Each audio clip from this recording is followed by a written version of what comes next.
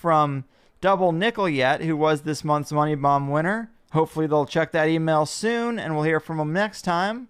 And until then, let's just dive into it. Multidimensional influences from beyond the fabric of reality and the esoteric doctrines of the hidden hand. Enjoy.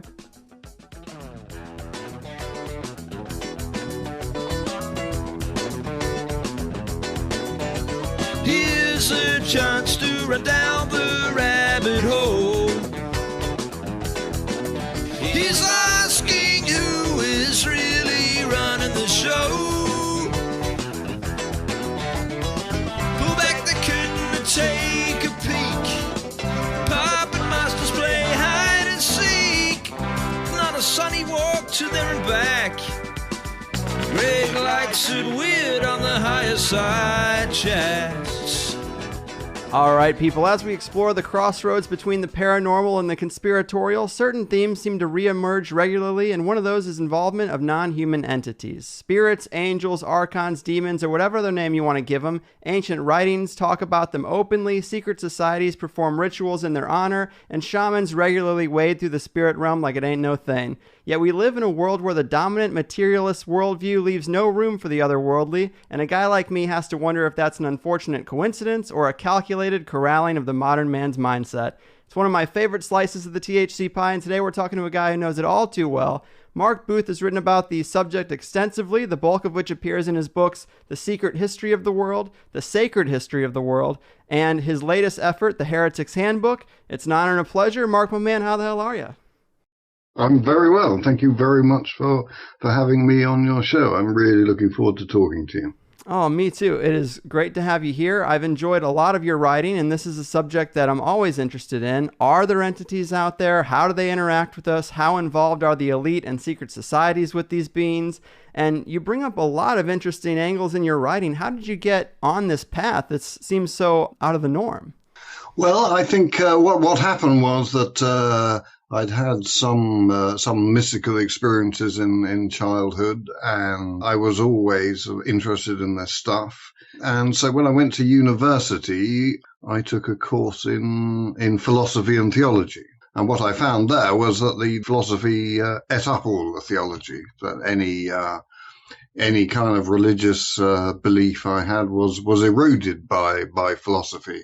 And philosophy, as it was taught in Oxford at that time, was a very analytical philosophy of logic was a big thing. And my tutor, called Jonathan Barnes, was often talked about as the cleverest man in Oxford. And kind of looking back on him, I think he was a sort of outrider for the new atheism that we have today with people like Hitchens and Dawkins. Mm-hmm.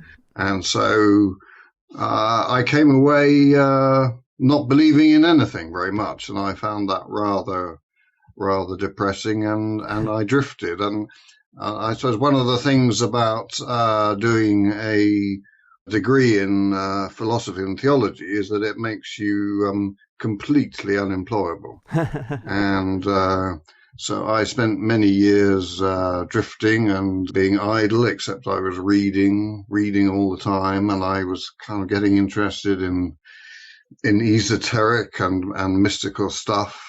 And eventually I ended up working in a bookshop, and then I had a very lucky break and got a job in publishing. Nice. I was supposed to be working on a kind of general commercial list, fiction and non-fiction, but every so often when my bosses weren't looking, I used to sneak in the odd book on alternative thinking or mysticism.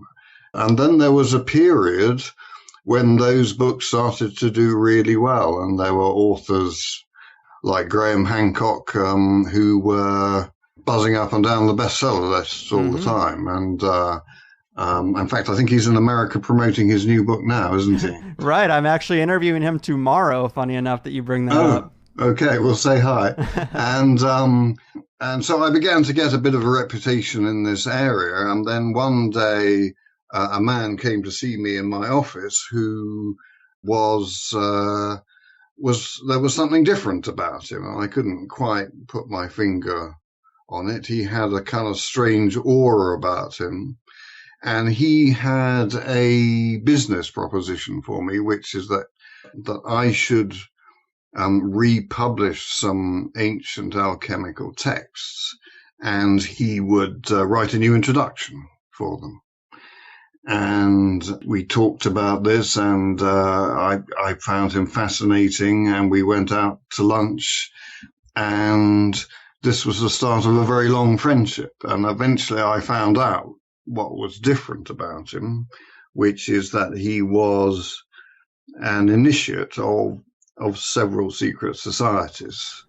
He used to type me letters on a typewriter that had belonged to Ouspensky. Wow! And he'd been quite high up in the anthroposophical organization, though he'd fallen out with them.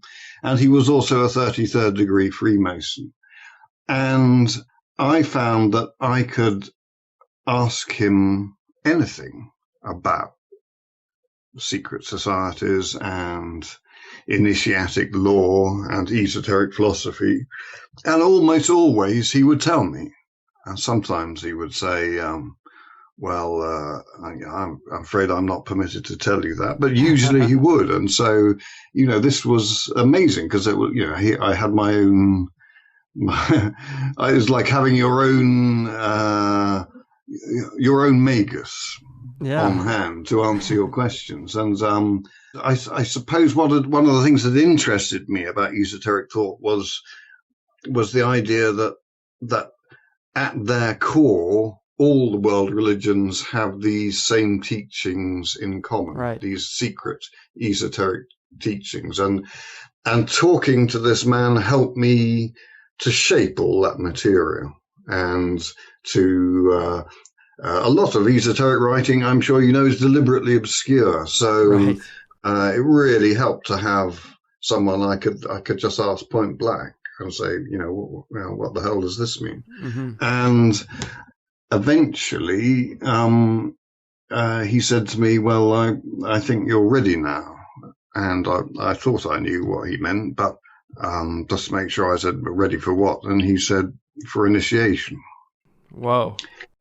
And I thought about that for a long time, and I agonized about it. And somewhat to my surprise, I heard myself saying no.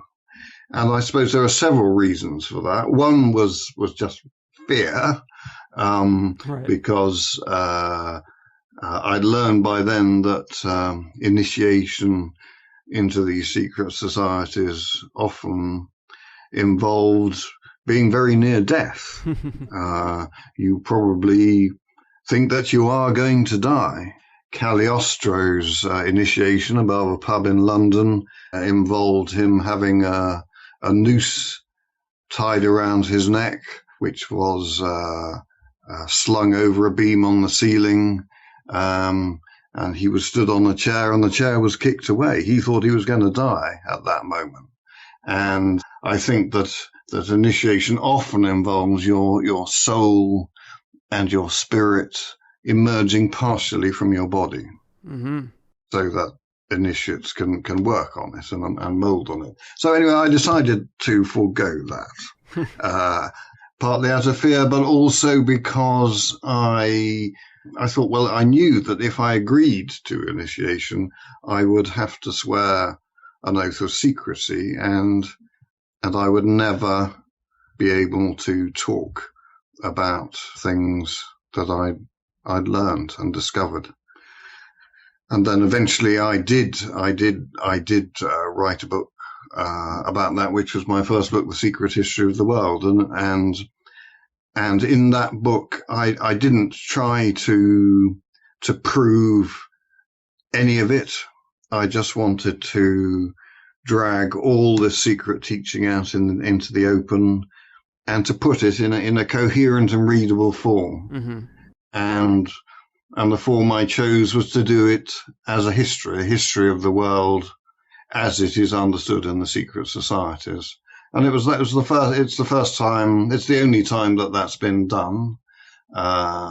as far as I know. There are lots of histories of esoteric thought, but there are no histories of the world from the esoteric point of view. And that came out, and it got a very mixed reaction. Some people absolutely hated it. There was a Catholic journalist who said in his review in the Daily Telegraph, which is a big circulation newspaper here, that he said this is the worst book I have ever been asked to review.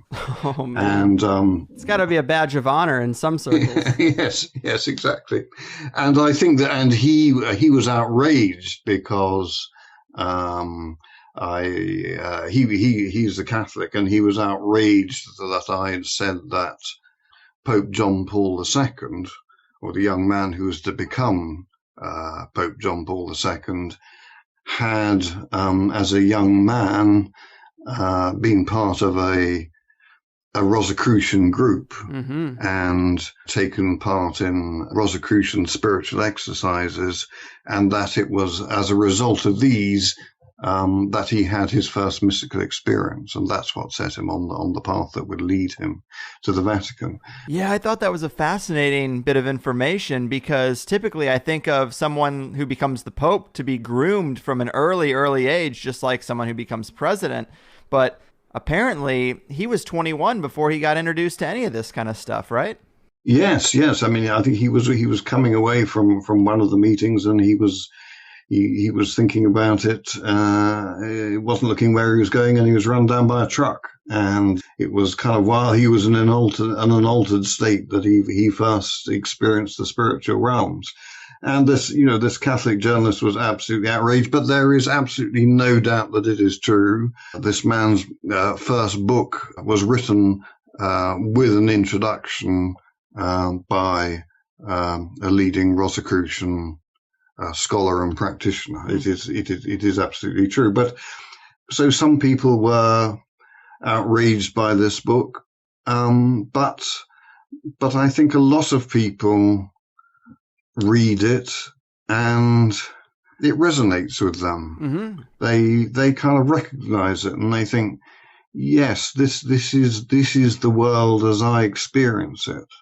And Plato said something about how all acquiring of knowledge is a form of remembering, and I suspect that we all have something like the secret history of the world inside us somewhere. And that's why when people read it, they have a kind of sensation of pennies dropping. I think it's probably sold 500,000 copies in English now, and it's translated all around the world, and it's never had a huge marketing campaign or anything. It just sells through recommendation, and people read it and they recognize it. It's a book unlike any other, I think, and they pass it on to kindred spirits, and that's really nice. Yeah, it's funny you say that, because the reason we're talking here is because I found your book in my friend's trunk when I went and visited him in Denver. And I was like, what's this? He's like, oh, yeah, you should really check this out. And this guy would make a great guest for the show. He talks about all the things that you guys tend to discuss. And yeah, it fits right in. I think it's excellent. And I found it really insightful. And also, I wanted to ask you about this Lorna Byrne character. I was unfamiliar with her until your writing, but apparently she does some pretty amazing things, right? Well, yes, I met her. I just mentioned her, I think, in one paragraph in The Secret History of the World, because I met her just as I was finishing The Secret History of the World, and I got this message that this woman wanted to meet me. I still work in publishing, by the way. I'm still Graham Hancock's publisher, and Nice. So I got this message that this woman from rural Ireland wanted to meet me, and the message was that the angels had told her that she needed to meet me. And I found out later that she'd had a friend read out names from a directory of people working in London publishing. And then when the friend read out my name, the angel said, yeah, that's the one. So I really didn't want to meet her. I had far too much work going on, but I agreed to meet her briefly. And again, when I met her, I could just sense there was something really different about her. It was that she looked like a country mouse. It was the first time she'd been out of Ireland. I think it was the first time she'd been in a big city. She'd never read a book in her life, but she knew and knows so much. And I think she has a completely different mode of consciousness to the rest of us. I think especially in America, you get lots of angel botherers. You get lots of ladies who write books about seeing angels. That's true. And I think, which may well be true, but Lorna doesn't have to strain to see angels occasionally. She doesn't have to use her imagination. She sees angels and all the denizens of the spirit world all the time. Wow. If she was sitting with you now, she would be able to tell you what your guardian angel looked like and any other spiritual beings, unembodied intelligence in your vicinity. So she sees guardian angels, archangels, and all the different hierarchies of angels as they are described in esoteric tradition. And she was as delighted as I was by our meeting, because it was fantastic for her to hear that other people throughout history had seen and talked to the same beings. Now, in esoteric tradition, for example, St. Michael, the Archangel St. Michael, is the Archangel of the Sun. Now, Lorna, without having read any of this stuff, always sees St. Michael, who she meets quite regularly, as the Archangel of the Sun. And she sees Gabriel as the Archangel of the Moon. So for her, for both of us, it was a sort of coming home. And for me, it was fantastic because here was someone who had direct personal experience of all the things I was writing about. And she also sees the dark side. We each of us have a guardian angel, and I asked her about the medieval tradition that we have an angel of light on one shoulder and a dark angel on the other. And she says it's not quite like that. Our guardian angel is with us all the time. It's with us from before birth, and it stays with us for a time after birth. It is very close to us at all times. The other entity, which she says doesn't deserve the name of angel, is always lurking nearby, and it's looking for any opportunity to get close. She's also seen poltergeist. She's seen a poltergeist, and she's seen the devil. And she's always quite reluctant to talk about the dark side because she realizes it has a fascination, and I think the problem is that if we dwell on the dark side too much, the title of the movie is right, we let them in.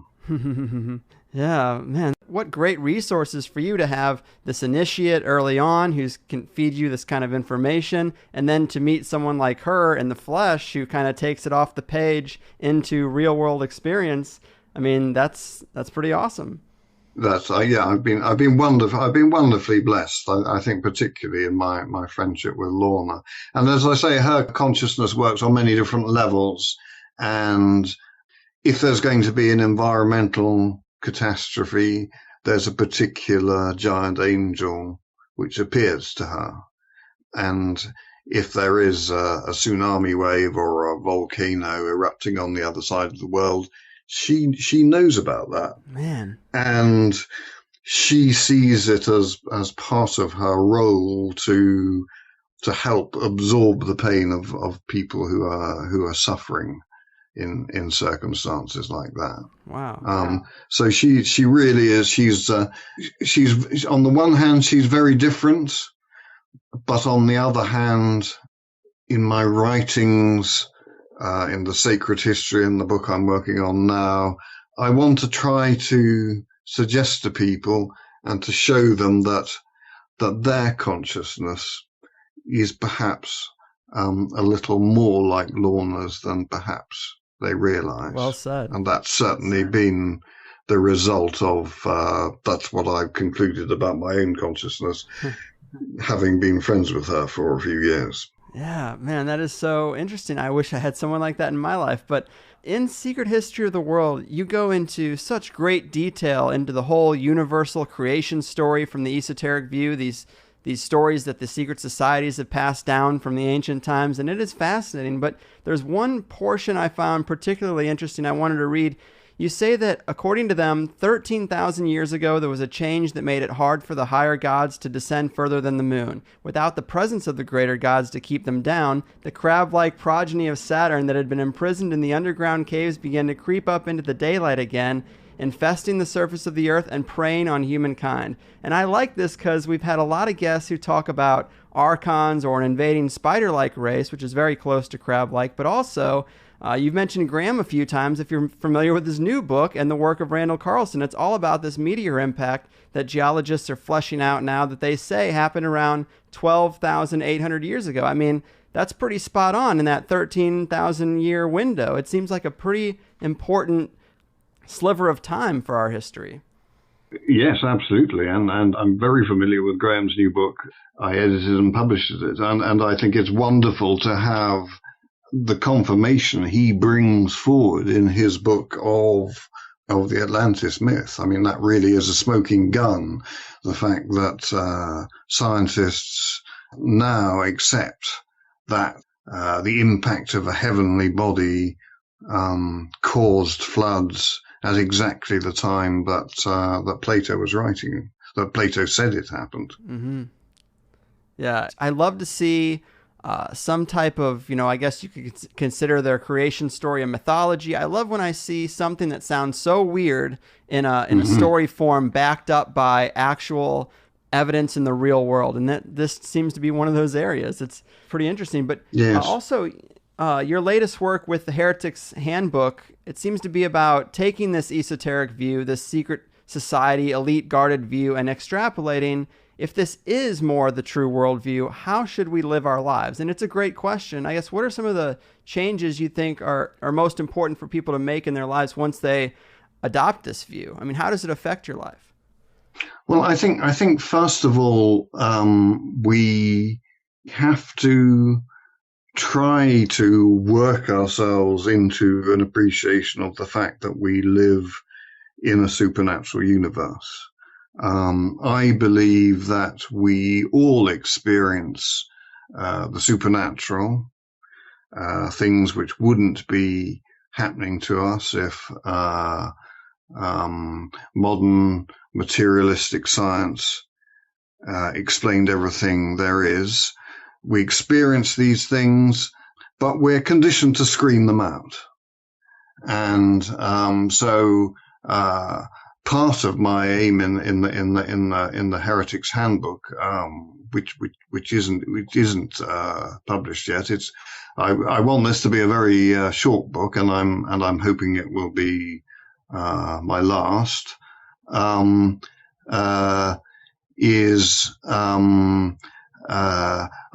want to try to hold a mirror up to people's personal experience and to get them to recognize the supernatural things that happen to them. Mm-hmm.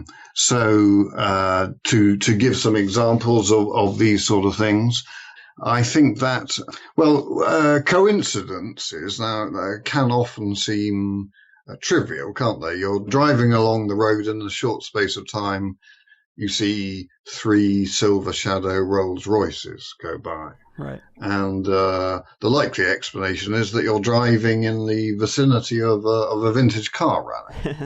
Mm-hmm. But maybe you're driving along feeling lonely and despairing that you're ever going to have a long-lasting relationship. And a song comes on the radio that reminds you of someone you met in a bar with a group of friends a few months earlier. And this song came on the jukebox then. Your eyes met. There was a connection. But you never followed it up. But you do now because the cosmos is prompting you to do so. Mm-hmm. I think the cosmos does give us these prompts. Carl Gustav Jung gave the example of treating a patient who suffered from living in the straitjacket of an overly rational, cynical worldview. And she'd had a dream about a beautiful golden scarab beetle, but she was refusing to consider Jung's explanations as to its mystical meaning. And just then, as they were talking, Jung heard a gentle tapping on the window, and it was a golden beetle, very like a scarab beetle. And Jung was able to open the window, cup the beetle in his hand, and offer it to her, saying, "Here's your scarab." Wow. And I think these things happen to us. I think the universe prompts us. It gives us a choice.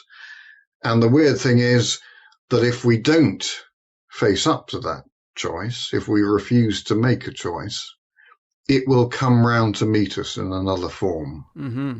And it will keep coming round until we recognize it. Another way we experience the supernatural is in dreams. Now, in the esoteric worldview, the material bodies that we inhabit are designed to cut us off from the world of spirits, gods, and angels. Matter is a sort of barrier to spirit. That's what it's for. That's what matter means in esoteric philosophy.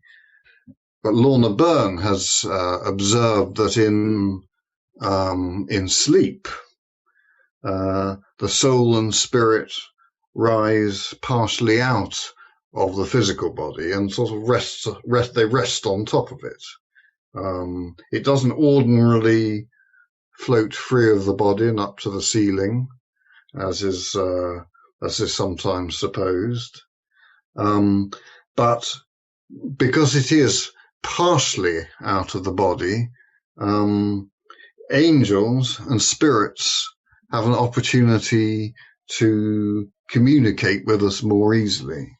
And that is why, although dreams are for the most part pretty jumbled up and hard to understand, sometimes we have dreams that are completely different, that are cogent, compelling, and completely real.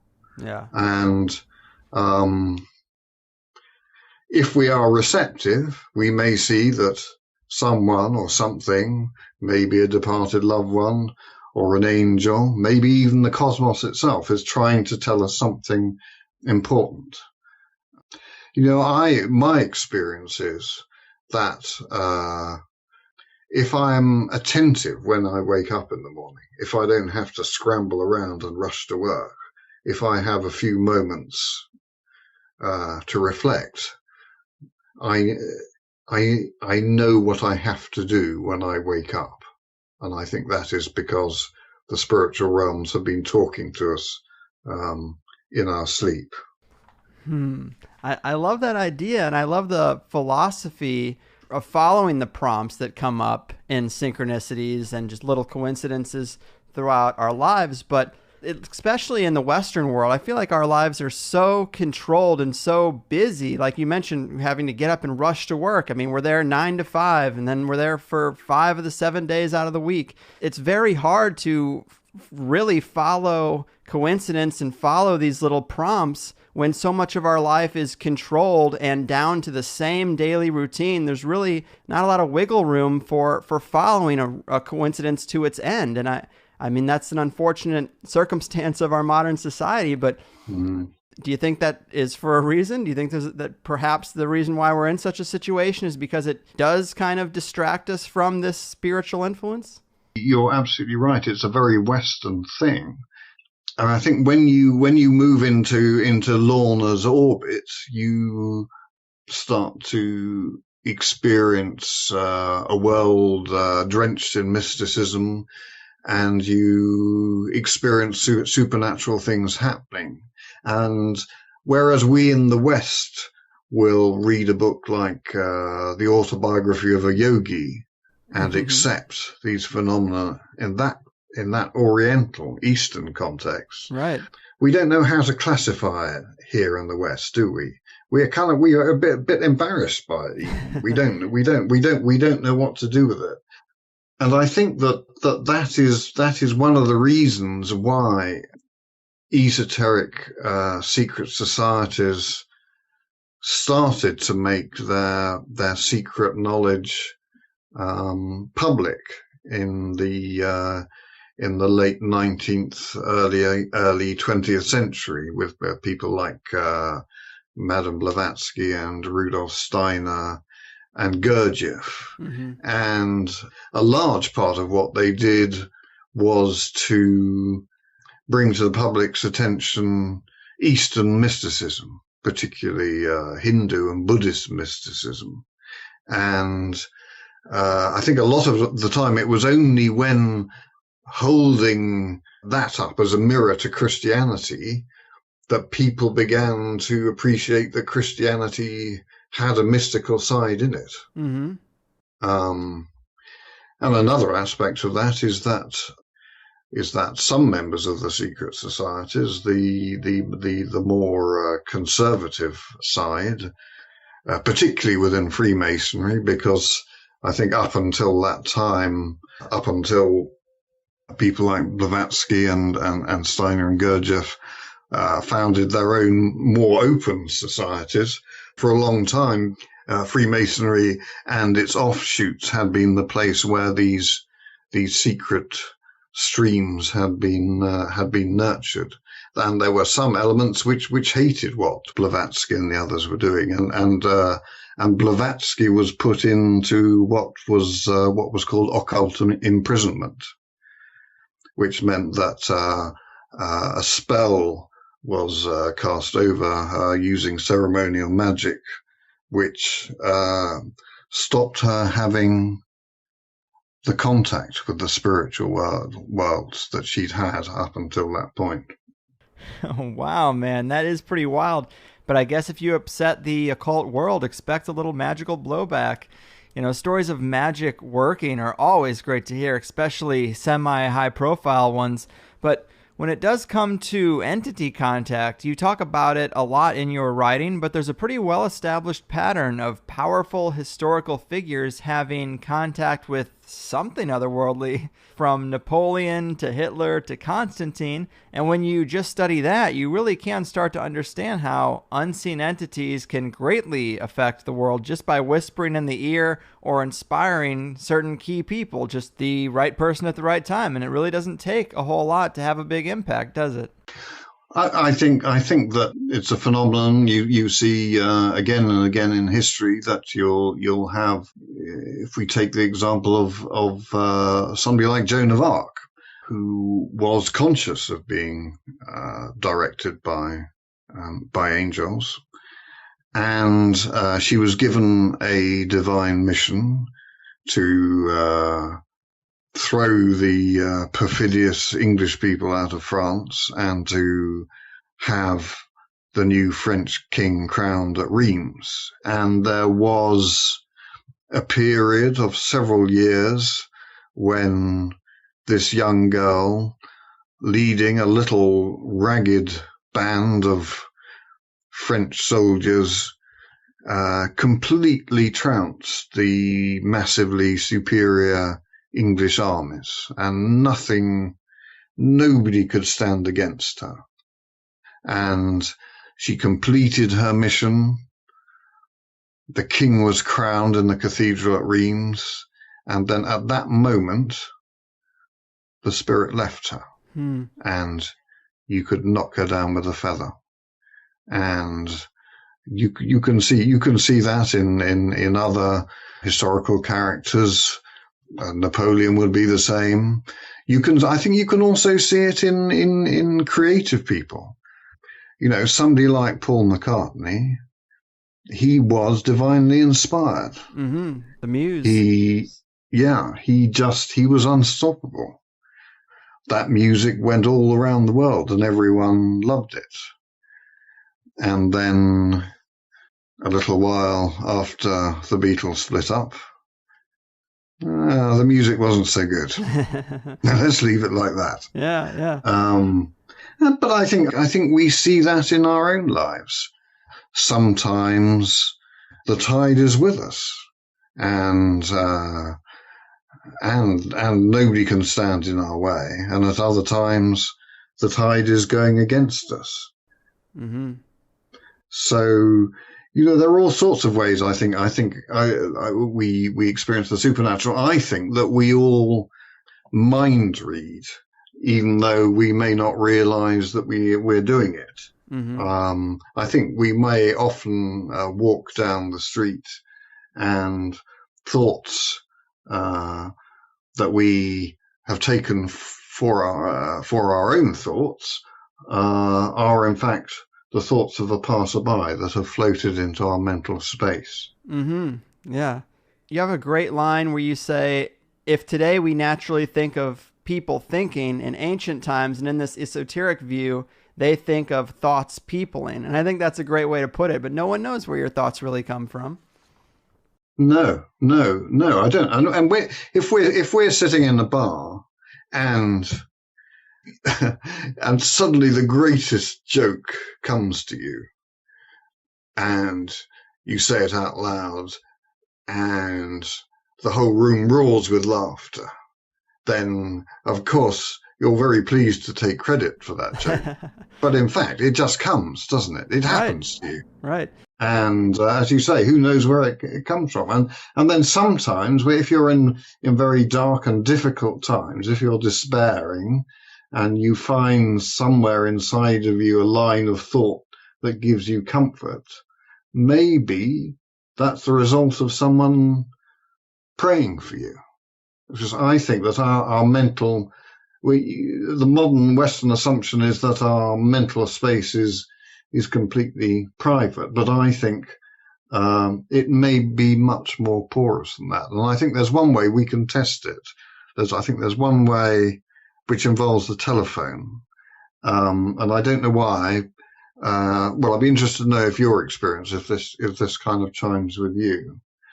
But I think that listening to somebody on the telephone can help you to listen more intently and with more focus. And I think it works particularly well when what is at stake, what is under discussion is very important. Yeah. So that, for example, if you're asking someone about the results of their biopsy, or if you're asking someone whether or not they still love you, if there's a pause in replying, I believe you can tell quite clearly from the quality of the silence what the other person is thinking. Do you recognize that? Oh, yeah. I would say that I do. I've actually got a long history of feeling all hope dissipate while sitting on the phone through a deafening silence with nothing but dashboard confessional to pull me out of it. But there are a lot of odd little things about life when it comes to thoughts and consciousness. Sometimes you'll be in a car and both people will have the thought of being hungry at the same time. You know, did you both come to that idea at random, or because you drove through a thought cloud of hunger? Or maybe you just saw the same billboard. It's really tough to test these things with so many influences, but as many as there might be that are obvious, we do have to consider some less obvious and unseen and quite possibly living influences are at play too. It's a strange world indeed, man. Yes. And I think actually also that just the experience of falling in love can be an experience of the supernatural in our lives. Because if you fall in love and you know that this is meant to be, you are experiencing something which can't possibly be true in the universe of Richard Dawkins, where all nations of destiny are a delusion. I think that if you fall in love and you believe it's meant to be, you're meant to be with that person, you have to choose between believing and trusting in the authenticity of your own experience and accepting the opinions of academic experts. Well said.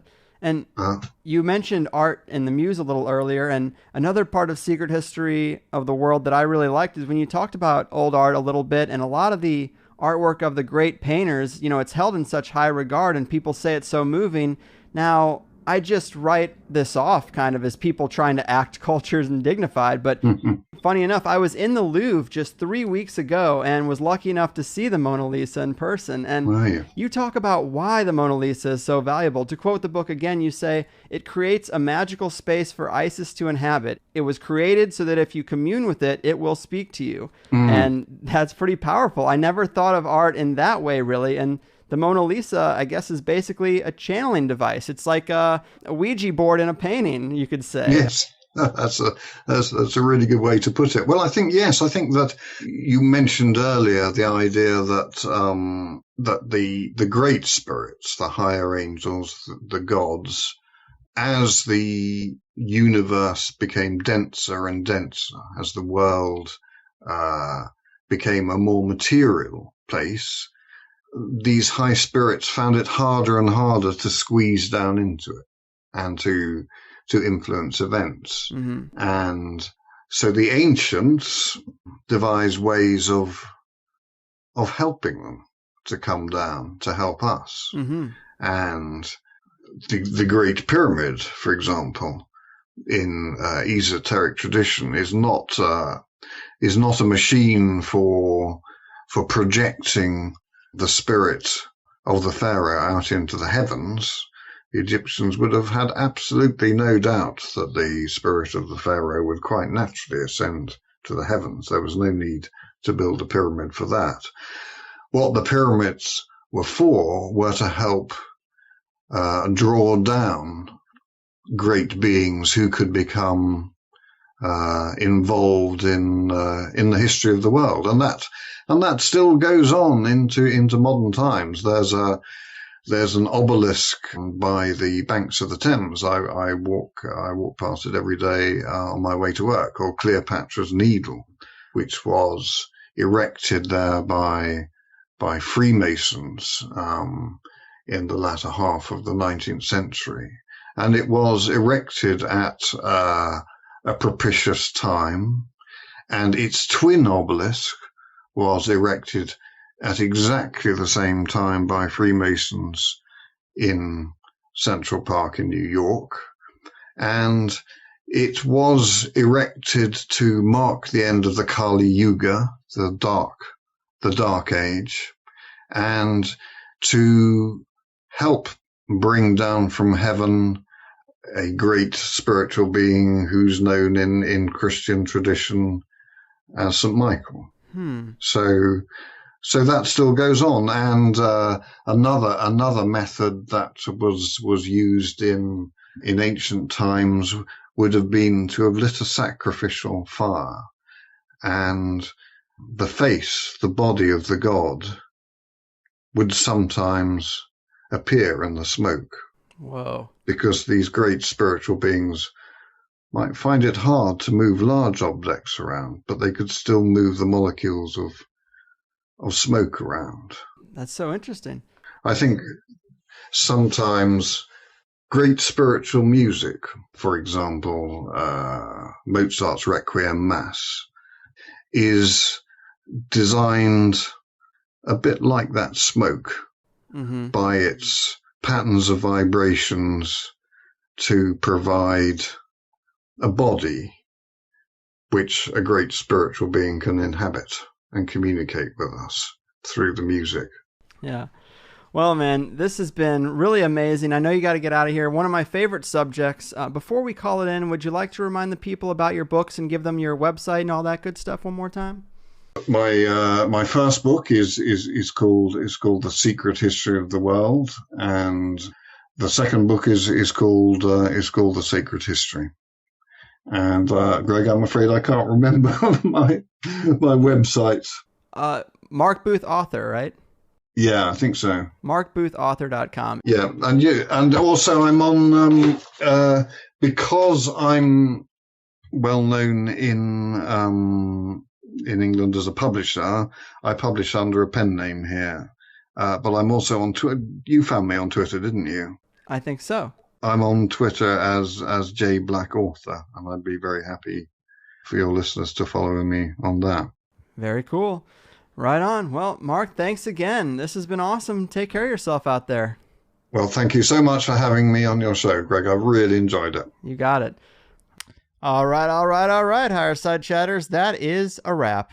It's funny how THC episodes come to be sometimes. Like I mentioned, I happened to find this book in my buddy's trunk, and after he told me so much about it, I got it myself and reached out to Mark, and there we have it. Mark's book, Secret History of the World, is a few years old at this point, so he's a lot further along in his work and his focus, and his new book, The Heretic's Handbook, that's coming out soon, seems to be a lot more about this issue of, if this esoteric paradigm is a better description of reality, how should we live our lives? What does that mean for the individual?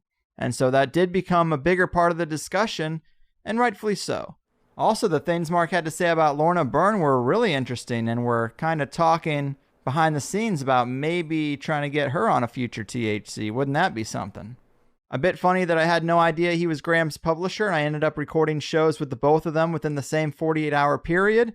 And I have gotten a ton of complaints from listeners that feel I'm disrespectful of their religious beliefs, and hopefully Mark was a breath of fresh air for them, if they're still around. Of course, I don't like mainstream religion, but there are some underpinnings there that I think have value. It's based on something.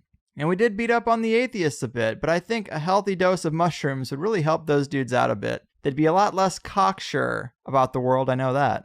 Also, I noticed when I was going back over the show that Mark did mention the vegetable body at one point. And that's a great part of his book too, because he mentions the Wizard of Oz, and we've analyzed this story before and talked about the symbolism, but I can't recall anyone equating the lion, the scarecrow, and the Tin Man to the animal, vegetable, and mineral elements of the self. I did mean to talk to Mark about that, but it got away from me. Interesting, though.